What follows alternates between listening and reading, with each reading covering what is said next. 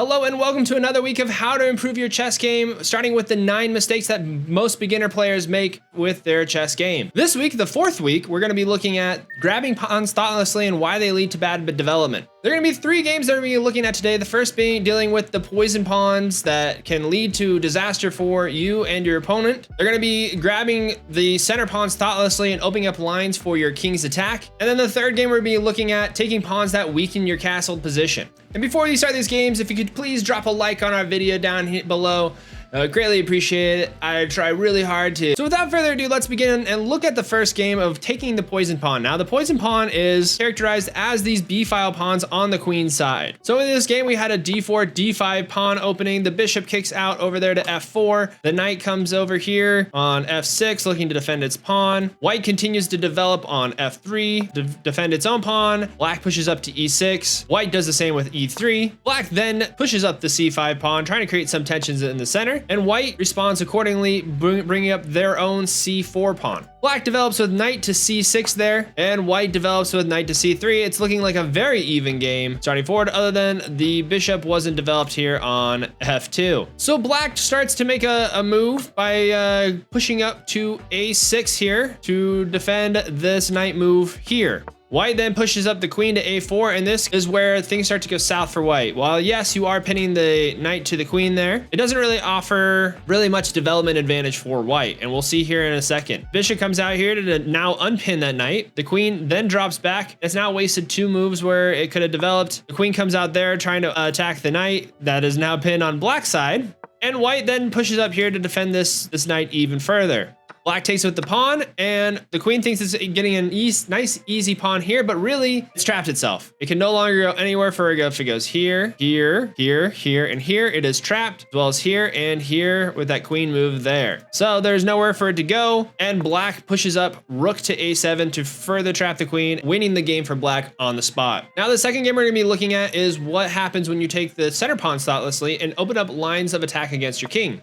You open up with an E4, E5 opening. White plays the Vienna game over there at C3, and black pushes up to F6 to attack the white pawn, and we get a little Vienna gambit. Black counteracts the gambit by pushing up to D5, and white, after the exchange on E5, black takes on E4 with the knight. White continues to develop with its knight. We get the bishop out attacking. The queen comes out to attack even further. The knight retreats. White pushes up with D4, and white takes the bishop on F3, taking the knight, and the queen responds by exchanging out the bishop there. The queen comes out here, puts the queen in check. Pawn comes out, and black, thinking it won a free pawn, comes and takes, opening up the center for black. The bishop comes out, and black takes the pawn again, and now you're thinking, hey, black took the 2 center pawns. It's really weakened its king's position. Like, this is probably a really good thing for black to do, right? And the reason it's not, and you can see here with the engine actually has a 2.5 point advantage, even though black has a material gain, and that's because white can just castle and get its king out of danger. Meanwhile, black now has this file open. It really needs to get this bishop developed and castle itself, but it makes it really hard to do so. The knight takes, the pawn takes, and the rook comes out attacking the queen. It's defended by this queen, so there can't be a really easy exchange. Queen has to drop back, and white pushes up the pressure with bishop to C4, attacking this queen once the rook moves. The queen then pushes up, and white punishes even further with getting this bishop over here to C5. Now the queen takes the queen, but at this point, it is basically all lost for black. The rooks come out, the king is taken, and there's really nothing to do. The bishop comes out, they'll take the bishop because it is fortified by there, and then the deadly move of checkmate. The worst part about that position too, there wasn't really losing move for white. They could have opened up here, attacked the queen, and the king is pretty much screwed from there on out. It was lost from the beginning, and that's just because it took the pawns thoughtlessly without realizing they need a castle in the position, which was number 2 mistake that most beginners make. So if you're gonna take pawns in the center, it's usually a good thing if you're able to get your development up to speed and your king's castled. In our final game, we're gonna be looking at grabbing pawns thoughtlessly and why they can weaken your castled position. So we'll start off with a nice E4, E5 opening, and a queen's gambit from white. As the development comes out, everything is looking pretty standard. Black castles, the knight comes out here, creating a little bit of an attack on the fried liver. The rook comes over to stop. White comes over here to take on the knight, and the knight comes out here.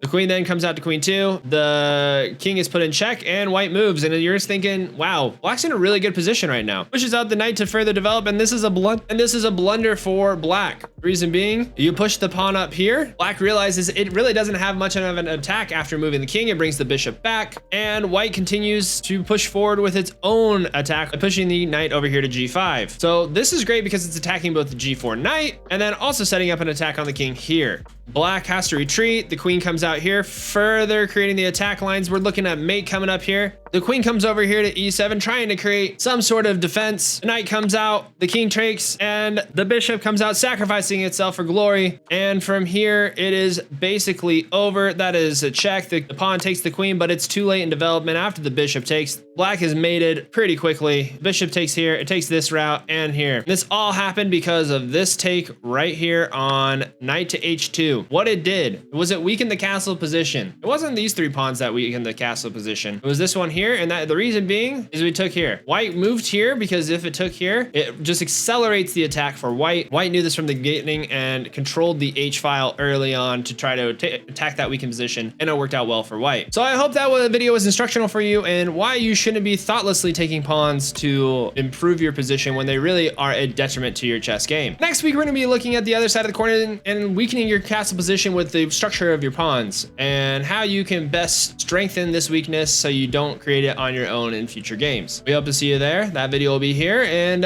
yeah, have a great day. Bye.